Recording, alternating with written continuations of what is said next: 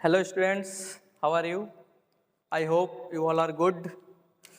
और उम्मीद करता हूँ कि आपकी पढ़ाई भी बहुत अच्छी चल रही होगी, अच्छे से आप स्टडी कर रहे होंगे।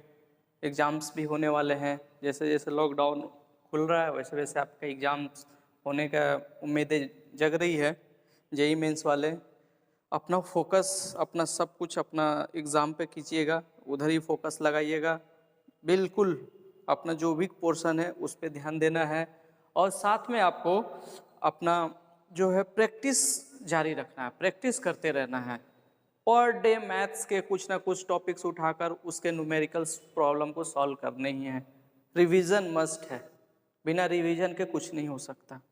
तो कोशिश करना है कि डेली कुछ ना कुछ आप रिवीजन करें, अपना मैथ्स का अपना सब्जेक्ट वाइज जो भी पोर्शन वीक है उसको उठाकर अपना प्रैक्टिस करें, वहाँ को उसको सॉल्व करें और अपना ध्यान केंद्रित करें और इस बार सिलेक्शन ले लेना है।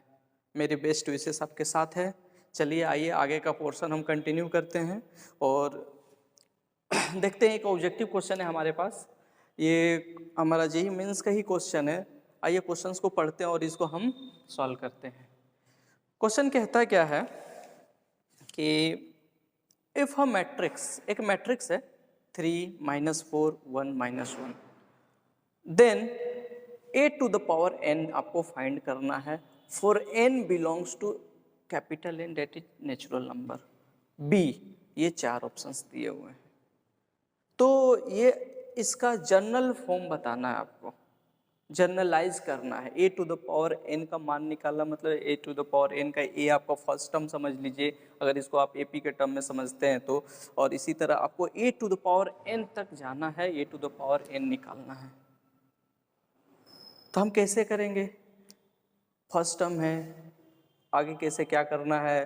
तो इसमें हम क्या कर सकते हैं, कुछ ना कुछ हम पहला A1 है आपको दिया, जब आप A1 निकालेंगे A2 निकालेंगे A3 निकालेंगे A4 निकालेंगे, इसी तरह जब आप निकालेंगे ए स्क्वायर के लिए आप सॉल्व करेंगे, ए क्यू के लिए सॉल्व करेंगे और A4 के लिए करेंगे, तो आपको क्या दिखेगा कि इनके जो एलिमेंट्स हैं, कॉरस्पॉन्डिंग एलिमेंट्स कुछ ना कुछ सीक्वेंस को फॉलो करेंगे।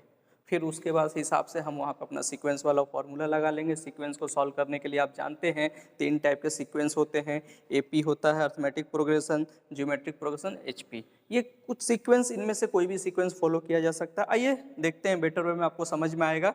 आइए सॉल्व करते हैं इसको। हम यहाँ से इसको सॉल्व करना शुरू करते हैं। सॉल्यूशन आप देख रहे हैं क्या बच्चों कि ए जो है आपका वो दिया हुआ है, ए का मान है आपका 3 -4 1 -1, ये ए है। चलिए हम इसका ए स्क्वायर निकालते हैं। आपको पता है ए स्क्वायर निकालने के लिए आपको ए इंटू ए करना पड़ेगा। इसको हम 2 बार इंटू कर लेते हैं। 3 -4 1 -1 इंटू 3 -4 1 -1। हम इस क्या करते हैं, इनको इंटू कर दे, क्योंकि मल्टीप्लिकेशन आपने पढ़ा है, मल्टीप्लिकेशन आपको पता है कि कैसे करते हैं। बस उनके बीच का मल्टीप्लिकेशन करके निकाल लेना, ए स्क्वायर आपका निकल जाएगा। अगर मैं यहीं पे इसको सॉल्व करूं तो आप देखेंगे क्या, फर्स्ट रो फर्स्ट कॉलम 3 3 जा 9 -5 9 -4 इंटू 1 4 -4 4 3 जा 12 -12 minus minus plus 4। Next second row first column 3 3 -1, second row second column तो -4 और माइनस माइनस प्लस 1। हम इसको यहीं पे सॉल्व कर लेते हैं, मैं यहाँ सामने कर देता हूँ। तो आपको ए जो मिलेगा, ए स्क्वायर जो मिला वो क्या मिला, 9 में से 9 -4 करेंगे तो 5 आएगा, -12 करेंगे तो -8 आएगा, ये 3 -2 आ जाएगा, -4 ये आ जाएगा 3। ये आपको ए स्क्वायर मिल गया है। सिमिलरली हम क्या करेंगे, हम ए क्यू भी निकाल लेते हैं। A1 आपको पता है, ये जो आपको मान दिया हुआ ये A1 है, ये ए स्क्वायर है। यहाँ ए क्यू निकालेंगे, इसी तरह आपको a to the power n तक जाना, तो a to the power n तक निकालना तो पॉसिबल नहीं है। कुछ ना कुछ यहाँ जर्नल फॉर्म, कुछ ना कुछ हम यहाँ सीक्वेंस को देखेंगे और सीक्वेंस को देख के हम उसको जर्नलाइज कर लेंगे। यही हमारा तरीका होता है सॉल्व करने का। आइए देन अब क्या करेंगे, आपने ए स्क्वायर निकाल लिया, हम ए क्यू निकालते हैं। ए क्यू निकालने के लिए हम क्या करेंगे, हमने ए स्क्वायर पहले से ही निकाल रखा है, इंटू ए कर देते हैं। ए स्क्वायर इंटू ए कर देंगे। ए स्क्वायर ए का मतलब हो गया ए क्यू इज इक्वल टू, जो आपका ए स्क्वायर है वो है 5 माइनस 8 2 3 इंटू ए कितना है डियर, ए आपका है 3 माइनस 4 1 माइनस 1, ये मैंने ले लिया। ए क्यू आपका हो गया। यहाँ पे जस्ट इसको भी सेम प्रोसेस के थ्रू मल्टीप्लिकेशन करके हम इसको यहीं के यहीं सॉल्व कर लेंगे। 5 3 जा 15 माइनस 8 5 4 जा माइनस 20 प्लस 8, नेक्स्ट 3 2 जा 6 3 2 जा 6 माइनस 3 और माइनस 4 2 जा 8 और माइनस 3, ये आपका हो जाएगा। ठीक है डियर, ए स्क्वायर आपका क्या बन रहा है 4 2 जा माइनस 8 माइनस 3। होप सो यहाँ थोड़ा सा मुझे दिक्कत लग रहा है। आइए इसको जरा एक बार ए क्यू एक स्क्वायर निकालते हैं तो देखते हैं। 3 3 जा 9 और माइनस 4 करेक्ट है। 4 3 जा 12 4 3 जा 12 माइनस माइनस प्लस 4 ये कर लीजिएगा 3 और माइनस 1। यहाँ देखिए, यहाँ ये इसको देखिए, इस एलिमेंट को देखिए, हम क्या करने वाले माइनस 4 और माइनस माइनस प्लस 1, ये आ जाएगा माइनस 3। यहाँ जो होने वाला है वो होगा आपका माइनस 3। ये जो है बस यहाँ माइनस साइन का दिक्कत हुआ था, ये माइनस 3 होगा, तो यहाँ मैं माइनस 3 ले लेता हूँ। थोड़ा सा एक्चुअली मल्टीप्लिकेशन जो, इसीलिए मैं यहाँ कहता हूँ कि जो मल्टीप्लिकेशन है मैट्रिक्स में थोड़ा सा लेंदी वर्क है, ठीक है, मगर कोई नहीं, हम कर लेंगे, थोड़ा सावधानी से करना है आपको भी। तो आप देखेंगे क्या, ये हो जाएगा आपका +5। कैसे, आप देखिए 4 2 जा माइनस 8 और माइनस माइनस प्लस 3। अब आइए इसको फर्दर करते हैं। तो आप ए क्यू जब आप यहाँ निकालेंगे, सॉल्व करेंगे, तो जो आपका ए क्यूब आएगा 15 माइनस 8 आ जाएगा 7 माइनस 20 प्लस 2 प्लस 8 हो जाएगा माइनस 12 6 माइनस 3 माइनस 5। ये आपने ए क्यू निकाल लिया। सिमिलरली आप चाहें तो यहाँ पे A4 भी निकाल सकते हैं, A5 भी निकाल सकते हैं, मगर नहीं, ज़्यादा हमें अब ज़रूरत नहीं है। हम यहीं से कोई ना कोई सीक्वेंस निकाल लेंगे एलिमेंट्स का, कौन सा एलिमेंट्स कौन सा सीक्वेंस फॉलो कर रहा है, और हम अपने आंसर को एनालाइज कर लेंगे कि हमारा कौन सा ऑप्शन सही है। चलिए देन यहाँ से हम देखते क्या है, पहले एलिमेंट्स को आप ध्यान से देखिएगा। पहला एलिमेंट्स आपका क्या है, A1 का 3 है, ए स्क्वायर का 5 है, ए टू द पावर 3 का 7 है। मतलब आप इस चीज को मैं यहां लिखूं तो पहला क्या था 3, थोड़ा बड़ा लिखता हूं, पहला क्या था 3 5 7। पहला एलिमेंट को कोरोस्पोंडिंग एलिमेंट्स हम देख रहे हैं तीनों मैट्रिसेस का, 3 5 7 3 5 7। अगर इसको मैं टर्म बता दूं, first term, second term, third term, fourth term, इसी तरह में ए टू द पावर एन, जब यहाँ पे A1 था तो 3 था, ए स्क्वायर था तो 5 था, ए क्यू के लिए 7 था, ए टू द पावर एन के लिए क्या होगा, तो टर्म हमें AP पढ़े हुए हैं, आप देख रहे हैं इनके बीच का कॉमन डिफरेंस 2 है, हम क्यों ना ए टू द पावर एन निकाल ले। nth टर्म निकालने के लिए हमको पता है formula, A to the power nth term के लिए हमारा फॉर्मूला होता है an is equal to a plus n minus 1 into D, a plus n minus 1 into D. तो हम क्या करेंगे, जस्ट यहाँ पे अपना फॉर्मूला लगा दिए हैं, यहाँ पुट कर देते हैं। तो an हमें निकालना है, हम क्या देखेंगे, an equal to first term आपका 3 हो गया प्लस n -1 और d जो है आपका वो 2 है। जस्ट सॉल्व इट, इसको यहाँ सॉल्व कर लेते हैं। 3 + 2n -1, तो an जो आया आपका,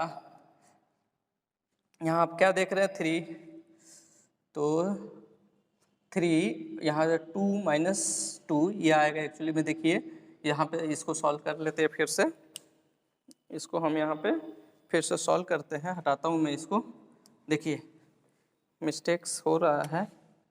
a⁴n is equal to 3 + 2n - 2, 3 + 2n - 2, तो फाइनली an क्या आएगा आपका, an आ जाएगा 3 - 2 करेंगे तो 1, आप लिख सकते हैं 2n + 1। ये आपका आ गया an। ये आपका फर्स्ट टर्म को जनरलाइज कर लिया, जो फर्स्ट एलिमेंट था आपका 3, 5, 7, आपने इसको जनरलाइज कर लिया है। 3, 5, 7 आपने इसको जनरलाइज कर लिया है। आप ऑप्शन में देख सकते हैं कि कौन सा वो है जिसका फर्स्ट टर्म हमारा 2n + 1 है। अगर आप जेईई मेंस का एग्जाम दे रहे हैं बैठे हुए कॉम्पिटिटिव में, तो फिर आपको क्वेश्चन को पूरा कंप्लीटली सॉल्व करने की जरूरत नहीं होती है, ऑप्शन के थ्रू भी करते हैं। आप ऑप्शन के थ्रू भी में इस क्वेश्चन को आराम से बनाया जा सकता है, बट अभी हम तो सीख रहे हैं, सीखने के पर्पज से मैं ये पूरा प्रॉब्लम्स को सॉल्व कर रहा हूँ। अदरवाइज इसको ऑप्शन से भी बनाया जा सकता था। मेथड 2 भी है इसका, मैं वो भी दिखाऊंगा आपको। तो आप देख लीजिए कि जो फर्स्ट टर्म का जनरल सीक्वेंस क्या चल रहा है, इसका 4n है नहीं, 2n + 1, 2n + 1। देखते हैं और कोई है ऑप्शन जिसमें 2n + 1 है, 2n + 1, 2n। मतलब इतना तो आपको समझ में आ गया, क्लियर हो गया कि ऑप्शन बी और ऑप्शन सी में से कोई एक ही सही है। मगर हमारे पास 2 ऑप्शन है, हमें आगे और फर्दर काम करना है। चलिए, तो फर्दर के लिए हम क्या करेंगे, फिर से हम यहाँ पे आगे सॉल्व करेंगे। मैं ये लाइन एक और खींच देता हूँ, तो फर्दर हम इसमें आ जाए क्वेश्चन में। तो क्या कहता है कि आपने फर्स्ट एलिमेंट को जनरलाइज कर लिया, अब हम लोग सेकेंड एलिमेंट को करते हैं। देखिए -4, ध्यान से देखिएगा, मैं इसका कलर चेंज कर रहा हूँ। -4 -8 -12, -4 -8 -12, ये सीक्वेंस चल रहा है। आइए एक बार इस सीक्वेंस को लिखते हैं।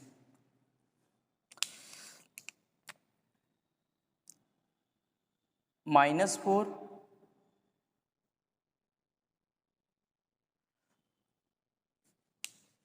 एक मिनट डियर, आइए इसको हटाऊं मैं, थोड़ा सा मार्कर देखो। -4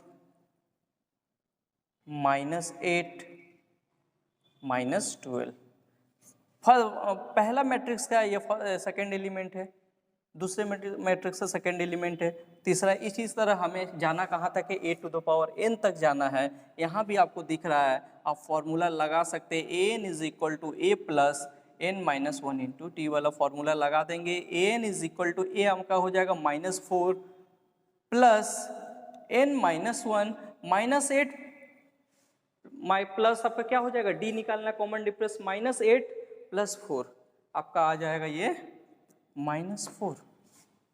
जब आप इसको सॉल्व करेंगे तो an आपका आने वाला है -4 और -4n + 4, और 4 आप चाहे तो कैंसिल कर सकते हैं, an आपका आ गया -4n।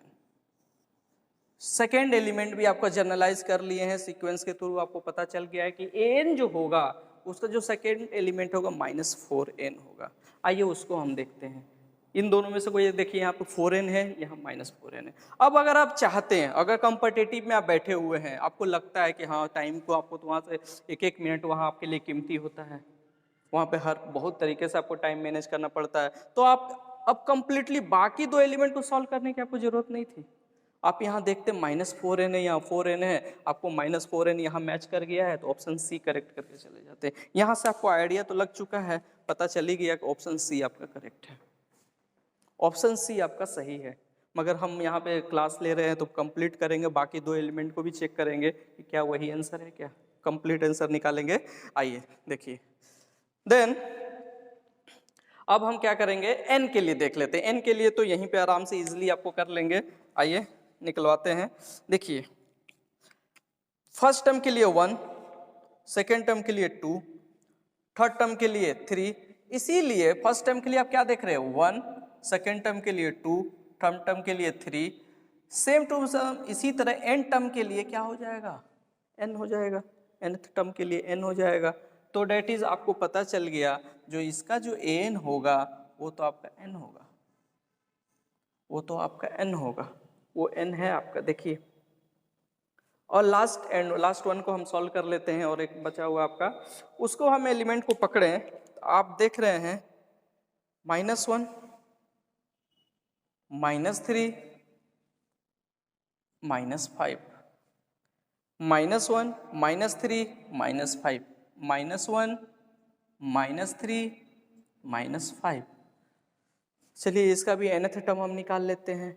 AP इसको भी आपको दिख रहा है कि ये भी एक AP में सीक्वेंस को फॉलो कर रहा है, तो यहाँ भी आप लगा लेंगे AN is equal to first term आपका -1 हो जाएगा। डायरेक्ट मैं यूज कर रहा हूँ डियर, ठीक है। तो ये first term -1 plus n-1 into D -3 + 1 -2 हो जाएगा। जब आप इसको यहाँ पे सॉल्व करेंगे तो an जो आपको आने वाला है -1 -2n + 2, फाइनल आंसर आपका आ जाएगा 1 - 2n, 1 - 2n। चारों को चारों आपको यहाँ पे निकल चुका है, चारों टर्म निकल गया है। और अब यहाँ से आप चाहें तो अपने AP को यहाँ बना सकते हैं। जो आपका a⁴n बन रहा था वो आपका बन जाएगा। सारे के सारे AP से आपने निकाल लिया। आप यहाँ पे अपना जो मैट्रिक्स है, जो रिक्वायर्ड मैट्रिक्स बोल रहा था a⁴n वाला, ध्यान से देखिएगा, a⁴n का जो मैट्रिक्स कह रहा था यहाँ से आप उसको बना सकते हैं। जैसे फर्स्ट टर्म के लिए आपका क्या था, फर्स्ट टर्म आप आया था 2n + 1, ये हो जाएगा आपका डियर 2n + 1। उसके बाद सेकेंड टर्म था आपका -4n, third term nth term था, और ये 1 - 2n था। ये आपका कंप्लीट आंसर था। आप इसको ध्यान से देखिए, और कहीं भी डाउट होगा तो आप इस क्वेश्चन में कमेंट बॉक्स में आप हमसे पूछ सकते हैं। आइए इसका सेकेंड मेथड देखते हैं, एक बार और समझा दें। आइए देखिए एक बार और इसको मैं क्लियर कर दूं। मैंने क्या किया, इसमें हम लोग किया ये a3 - 4 1 - 1 था, ठीक है। आपका a दे दिया था, a1 का मान लीजिए कि a⁴1 का मान दिया हुआ, तो a⁴n पूछा था, आपने a² निकाला, ये आया। फिर आपने AQ निकाला, ये आया। फिर उसके बाद हमने A4 भी निकाल सकते थे। कोई ना कोई सीक्वेंस मिलता आपको, हमें 3 में ही सीक्वेंस मिल गया, हमें मिल जा रहा है। देखिए आप पहला टर्म एलिमेंट्स के लिए 3 5 7 3 5 7, और ये आपका जो है आगे ऐसे ही चलते गया होगा। इसका nth टर्म निकालना है। क्लास 11th में आपने AP पढ़ा, क्लास 10th में पढ़ा है। nth टर्म का फॉर्मूला लगाइए, nth टर्म निकाल लीजिए जर्नलाइज फॉर्म में। नेक्स्ट सेकेंड एलिमेंट के लिए -4 -8 12, -4 -8 और 12, इसको लिए nth टर्म निकाल लिया आपने यहाँ पे। थर्ड टर्म के लिए वो तो 1 2 3 था, तो 1, इसका सेकेंड एलिमेंट के लिए 2, थर्ड एलिमेंट के लिए 3, इसलिए n एलिमेंट के लिए n। समझे। फर्स्ट एलिमेंट के लिए देखिए, इसके लिए फर्स्ट मैट्रिक्स था ना A1, जो मैट्रिक्स था आपका A1 उसके लिए 1, सेकेंड मैट्रिक्स के लिए 2, थर्ड मैट्रिक्स के लिए 3, a⁴n मैट्रिक्स के लिए n, ये n हो जाएगा। और लास्ट वन उसको भी वही AP था आपका -1 -3 -5, मैंने इसको सॉल्व कर लिया और बाकी आपका तैयार हो गया। ये था मेथड आपको सॉल्व करने का, ये था आपका कंप्लीट मेथड इसको सॉल्व करने का। मगर जब आप कॉम्पिटिटिव एग्जाम देंगे तो वहाँ पे इसको सॉल्व करने के लिए इतना नहीं करेंगे। आप क्या करेंगे, ऑप्शन के थ्रू भी चेक कर सकते हैं कि कौन सा ऑप्शन फॉलो कर रहा है। ये a⁴n का मान था, आप n की जगह 1 रख के देखिए, आप n की जगह 1 रख कर देखिए कि आपको क्या इनमें से क्या ये मिल रहा है। क्या a⁴n, n के ऊपर यहाँ a⁴n है, n की जगह आप 1 रखेंगे तो आपको ये सॉल्यूशन मिलना चाहिए, क्योंकि ये जर्नलाइज फॉर्म है, जर्नलाइज किया गया ये फॉर्मूला है, ठीक है। इसको ये a1 के लिए ये देगा, n की जगह 1 रखेंगे तो आपको ये मिलेगा। a2 की n की जगह जब आप 2 रखेंगे तो आपको ये मिलेगा, ये मैट्रिक्स मिलेगा। जब n की जगह 3 रखेंगे तो ये मैट्रिक्स मिलेगा। ये जनरलाइज किया हुआ है, तो आप n की जगह 1 रख के सॉल्व कर सकते थे अपने एग्जाम में अपना टाइम बचाने के लिए। देखिए जब n की जगह 1 रखते हैं तो यहाँ रखिए 4n, 4 इंटू 1 1 बनेगा, नहीं खत्म, ये गलत हो गया। यहाँ रखिए 2 इंटू 1 प्लस 1, आपको 3 मिलेगा। यहाँ भी 3 मिलेगा, यहाँ नहीं मिलेगा, मतलब ये दो ऑप्शन में कोई एक होता। बाकी आप चेक कर लेते हैं, फिर n की जगह 1 रखते हैं तो -4 इंटू 1 -4 है, यहाँ पे ये गलत हो जाता, ऑप्शन सी करेक्ट हो जाता। तो आप इसको दूसरे मेथड से इस तरह के तरीके से बनाया जा सकता था। होप सो आपको ये क्वेश्चन समझ में आ गया होगा। चलिए नेक्स्ट क्वेश्चन देखते हैं, इसको तब तक नोट कर लीजिए आप। अभी देखे क्वेश्चंस, अब नेक्स्ट क्वेश्चंस को देखते हैं, इसको भी सॉल्व करते हैं। ये भी क्वेश्चंस ऑब्जेक्टिव ही है, इसको भी हम लोग देखते हैं कि ये किस तरह सॉल्व होता है। आइए इसको पढ़ते हैं। क्वेश्चन कहता है क्या, for a matrix A, for a matrix A, एक मैट्रिक्स दिया हुआ है 1 2 और -1 0 और 1, वैल्यू ऑफ पाई, ये क्या है, ये एक्चुअली ना ये ग्रेटर पाई साइन है, इसको कहते हैं क्या, ये पाई को कहते हैं क्या, ग्रेटर पाई साइन, और इसी को कहते हैं प्रोडक्ट ऑफ एन टर्म्स भी बोलते हैं, product of n terms. Greater pi sign पढ़ते हैं इसको, और ये प्रोडक्ट ऑफ एन टर्म्स बोलते हैं। मतलब r इज इक्वल टू 1 से लेके 50 तक के जो भी मैट्रिक्स बनेंगे उन सबका प्रोडक्ट, समझ रहे हैं। प्रोडक्ट, इस साइन का मतलब greater pi sign product of n terms, r equal to 1 से लेकर जब रखेंगे तो पहला मैट्रिक्स मिलेगा, फिर दूसरा मैट्रिक्स मिलेगा, उतने टर्म का हम प्रोडक्ट्स को दिखाने के लिए हम ये नोटेशन का यूज करते हैं ग्रेटर पाई साइन का। इसका नाम नेम है ग्रेटर पाई साइन या प्रोडक्ट ऑफ एन टर्म्स। आइए, तो ये आपका दिया हुआ इक्वल टू, हमें इतने का 1 से लेकर 50 तक के लेके जो भी मैट्रिक्स बना उसका प्रोडक्ट हमें बताना है, इनमें से कौन सा होगा। आपके ऑप्शन कुछ इस प्रकार है, 100 0 1 1, देख ही रहे आप कैसे कैसे ऑप्शन हैं। तो चलिए हम इसको अब यहाँ से सॉल्व करते हैं। देन मैं यहाँ से करता हूँ ताकि थोड़ा सा स्पेस हमारा बचेगा, ठीक है, उधर करने के लिए बोर्ड में स्पेस का दिक्कत है। आइए, देन आप देख रहे हैं क्या, r इज इक्वल टू 1 लू, for r is equal to 1, for r is equal to 1। जब r इक्वल टू 1 के लिए हम इसको सॉल्व करते हैं तो जो मैट्रिक्स आपको मिलेगा वो कुछ इस तरह मिलेगा। क्या होगा, 1, r इज इक्वल टू 1 यहाँ रखेंगे तो 2 इंटू 1 1, यहाँ मिलेगा 1 1 0 1, ये आपको मिल जाएगा r इज इक्वल टू 1 के लिए, ये आपको मिल जाएगा r इज इक्वल टू 1 के लिए 1 1 0 1।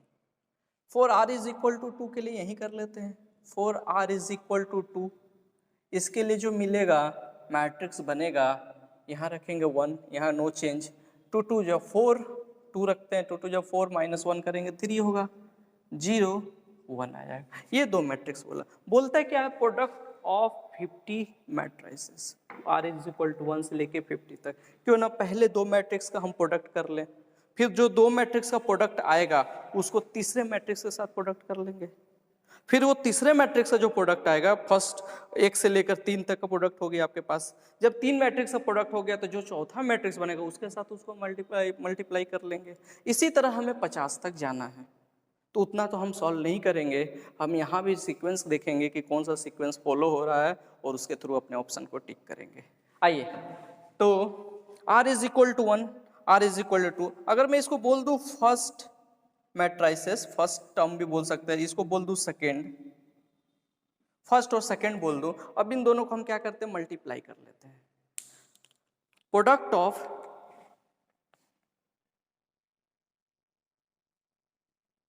यहां लिख लेते हैं,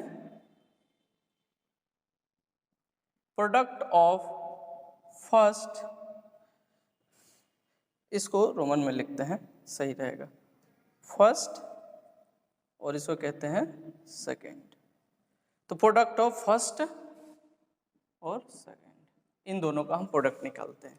जब प्रोडक्ट की बात करेंगे तो पहला जो है आपका मैट्रिक्स वो है 1 1 0 1 और दूसरा मैट्रिक्स है आपका वो है 1 3 0 1।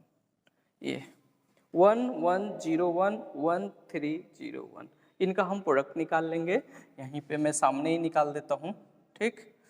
First row first column 1 into 1 plus 1 1 होगा, डायरेक्ट कर रहे हैं dear.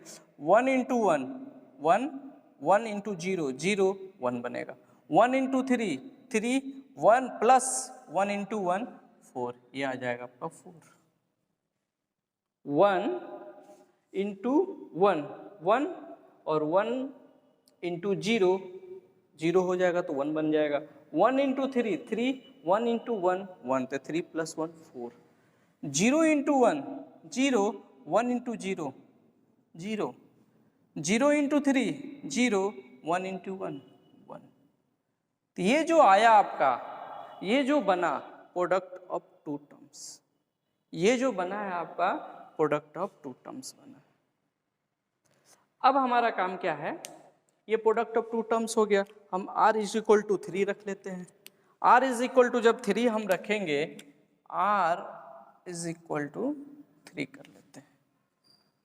r is equal to 3 के लिए हमारा जो मैट्रिक्स बनेगा वो कुछ इस तरह होगा। 1 3 2 जा 6 माइनस 1 5 0 और ये 1, ये बन गया। इसको मैं थर्ड बोल देता हूं, इसको मैं कह देता हूं थर्ड। फर्स्ट और सेकंड का तो प्रोडक्ट किए थे, एक्चुअली मैं इसको मैं थर्ड कर देता हूं, इसको थर्ड कर दीजिए और इसको हम क्या कर देते हैं, फोर्थ कर देते हैं। इससे क्या होगा कि हमें यहाँ लिखने में सही रहेगा, एक्सप्लेन करने में बेटर होगा। आइए, तो फर्स्ट और सेकेंड को जब प्रोडक्ट किए तो ये मैट्रिक्स बना, इसको मैंने थर्ड बोल दिया और r इज इक्वल टू 3 मैंने इसमें रखा, r इज इक्वल टू 3 इसमें मैंने रखा, 1 5 0 1 मिला, इसको मैंने फोर्थ बोल दिया। यहाँ लिख लेते हैं product of third and fourth, इनका प्रोडक्ट निकाल लेते हैं। सो यहाँ पे लिखते हैं थर्ड क्या है आपका डियर, 1 4 0 1 इंटू 1 5 0 1। हम इनको मल्टीप्लाई कर लेंगे। इसका भी हम डायरेक्ट करते हैं, यहाँ डायरेक्ट करके लिखेंगे। आइए, 1 इंटू 5 5 4 इंटू 1, सॉरी ये फर्स्ट रो फर्स्ट कॉलम ना, 1 इंटू 1 1 4 इंटू 0 1 आएगा। 1 इंटू 5 5 4 इंटू 1 4 5 4 9 हो जाएगा। 0 इंटू 1 0 1 इंटू 0 0 हो जाएगा और ये आपका क्या मिल जाएगा, ये आपका 1 बन जाएगा। तो आपने क्या देखा, पहले 3 का प्रोडक्ट आपने क्या देखा, ग्रेटेस्ट पाई साइन बोलता है क्या है, product of n terms. Product of n terms की बात हो रही है, तो आप क्या फॉलो कर रहे हैं कि पहला 2 मैट्रिक्स है, पहला और दूसरा, पहला और दूसरे मैट्रिक्स का जो प्रोडक्ट है 1 4 0 1 आ रहा है। पहले 2 मैट्रिक्स का प्रोडक्ट, 3 मैट्रिक्स का प्रोडक्ट क्या आ रहा है, ध्यान से देखिएगा। ये तो 2 मैट्रिक्स का प्रोडक्ट था जिसको मैंने थर्ड बोल दिया। जब उसको तीसरे मैट्रिक्स के साथ इनटू कर रहे हैं, इसके साथ जब r इक्वल टू 3 रखे हैं, जब उन तीनों को मल्टीप्लाई कर रहे हैं तो ये आ रहा है, ये प्रोडक्ट ऑफ 3 मैट्रिसेस है, प्रोडक्ट ऑफ 3 मैट्रिसेस है। यहाँ आप लिख सकते हैं कि ये जो है आपका, ये है product of 3 matrices, product of 3 matrices. जब 3 मैट्रिक्स को आपने प्रोडक्ट किया तो ये आया। आपने यहाँ पे कुछ सीक्वेंस देखा होगा कि देखिए आप क्या चल रहा है, पहले 2 में 1 0 1 1 0 1 फिक्स है। चेंज क्या हो रहा है, जब 2 को कर रहे हैं तो 4 मिल रहा है, जब 3 को कर रहे हैं तो 9 मिल रहा है। मतलब सीक्वेंस कुछ इस प्रकार है कि जब वो 1 को मल्टीप्लाई किए तो 1 मिला, तो ये 1 का स्क्वायर चल रहा है, दूसरा 4 है डेट इज 2 का स्क्वायर चल रहा है, तीसरा क्या चल रहा है 3 का स्क्वायर चल रहा है, इसी तरह करके ये सीक्वेंस चल रहा है। तो पहले का फर्स्ट टर्म का प्रोडक्ट 1 है, पहले दो मैट्रिसेस का प्रोडक्ट 2 है डेट इज 2 का स्क्वायर है डेट इज 4 है, फिर उसके बाद तीन मैट्रिसेस का जो प्रोडक्ट है वो 9 है डेट इज 3 का स्क्वायर है। इसी तरह आगे जाकर आपको निकालना है 50 मैट्रिसेस का प्रोडक्ट निकालना है डेट इज 50 स्क्वायर हो जाएगा। 50 मैट्रिसेस का प्रोडक्ट निकालना है डेट इज वो 50 स्क्वायर हो जाएगा, और 50 स्क्वायर का मतलब आप जानते हैं कितना होता है 2500 होता है। डेट इज जो आपको रिक्वायर्ड मैट्रिक्स मिलेगा, आपका जो आपको चाहिए रिक्वायर्ड मैट्रिक्स वो होगा 12500, यहाँ होगा 0 और ये हो जाएगा 1। आइए ऑप्शंस में देखते हैं कि कौन सा ऑप्शन आपका सही है। तो ऑप्शन आप देख रहे हैं क्या, ऑप्शन डी जो है आपके ऑप्शन के साथ मैच करता है, आपके आंसर के साथ मैच कर रहा है, एंड इट इज करेक्ट। एक बार और मैं क्लियर कर दूं, थोड़ा सा ये सब लेंदी वर्क है, जैसे जैसे लेवल बढ़ते जाएगा, जैसे जैसे हम आगे बढ़ते जाएंगे मिसलेनियस क्वेश्चन आते जाएगा, और ये सब बहुत अच्छे लेवल पे पूछे हुए क्वेश्चन है। एक बार देखिए इसको और करते हैं, समझते हैं। ये मैट्रिक्स दिया हुआ था, ग्रेटेस्ट पाई साइन है r इक्वल टू 1 से लेके 50 तक का, और ये आपका 1 है 2r है -1 दिया हुआ था, ठीक।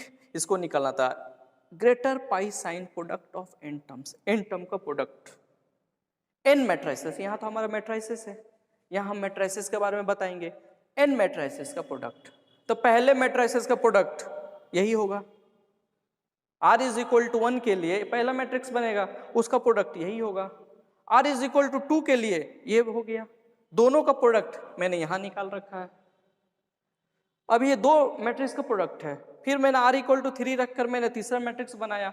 अब इन तीनों का प्रोडक्ट मैंने यहां निकाला, और फिर यहाँ से एक मैंने सीक्वेंस मिल गया, और सीक्वेंस मिलने का पता चल गया कि यही आंसर होगा हमारा, यही सीक्वेंस फॉलो कर रहा है आंसर के साथ, हमारा यही मैच कर रहा था ऑप्शन के साथ। होप सो आपको ये समझ में आ गया होगा। नेक्स्ट क्वेश्चन देखते हैं।